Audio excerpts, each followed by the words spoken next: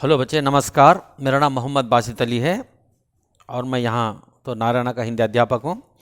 मैं आज आपके सामने दीवानों की हस्ती जो कविता है, इसके माध्यम से जो असेसमेंट आपको दिया गया है, जो विकल्प से परिपूर्ण प्रश्न हैं, उसको यहाँ पर मैं पढ़कर उसका उचित रूप से उत्तर देने का प्रयास करूँगा। आप तो इस कविता को ठीक तरह से पढ़े होंगे।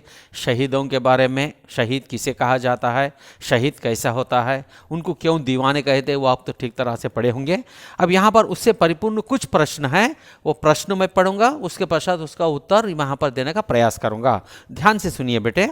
पहला प्रश्न है, किसका आलम साथ लेकर चलते हैं शहीद दीवाने। आलम का मतलब दुख। किसका, कैसा आलम होता है, मतलब बहुत ही दीवाने के रूप में लीन होकर चले जाते हैं। तो वो खो देते हैं, अपना सब कुछ खो देकर आगे बढ़ते रहते हैं। तो वो आलम कैसा होता है? तो यहाँ पर विकल्प ए है चुस्ती, विकल्प बी है मस्ती, विकल्प सी है कश्ती, विकल्प डी है पिश्ती। तो यहाँ पर इसका उत्तर होता है मस्ती। मस्ती से मतलब बहुत ही एंकरेज होते हुए आगे बढ़ते रहते हैं। उनके अंदर एक ही भावना होती है कि देश को किस तरह से रक्षा करें, किस तरह से बचाएं। ओके बेटे। उसके पश्चात दूसरा प्रश्न है, किसे उड़ाते हुए शहीद दीवाने चलते हैं। उड़ाते, जब ये चलते रहते हैं क्या उड़ता है? तो यहाँ पर इसके विकल्प हैं धूल, धूप, छाह, पानी। यानी जब वे चलते हैं क्या उड़ती है? धूल उड़ती है। इसका विकल्प है ए, धूल। उसके पश्चात तीसरा प्रश्न है, दीवाने क्या बनकर आए थे। आते वक्त क्या बनकर आए थे, वो आने से हमारे अंदर क्या उत्पन्न हुआ था? तो यहां पर उसका उत्तर है उदास, खुशियां, नफरत, प्रेम। यानी जब वो आए हैं तो हम क्या हो जाते हैं? खुश हो जाते हैं।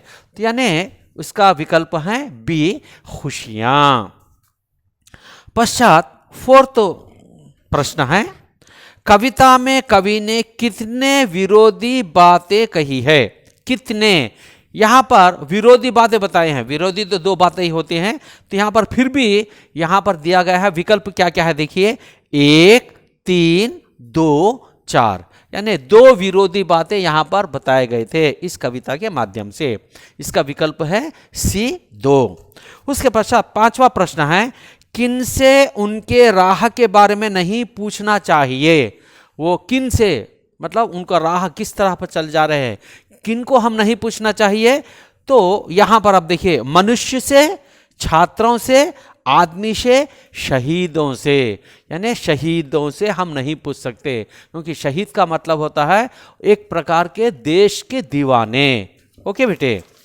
उसके पश्चात छठा प्रश्न है, किस पर चढ़ने वालों के लिए अब अपने पराये में कोई अंतर नहीं रह पाता। किस पर चढ़ने के लिए लीन हो जाते हैं ये लोग।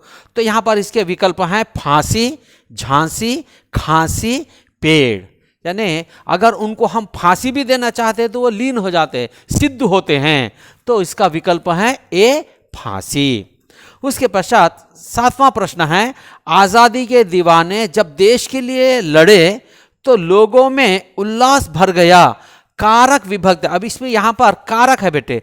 आजादी के दीवाने जब देश के लिए लड़े तो लोगों में उल्लास भर गया। अब यहां पर एक विकल्प, एक कारक है के, एक कारक है के लिए, एक कारक है में। ये के कारक कौन सा है? संबंध कारक है। के लिए कारक कौन सा है? संप्रदान कारक है। में कारक कौन सा है? अधिकरण कारक है।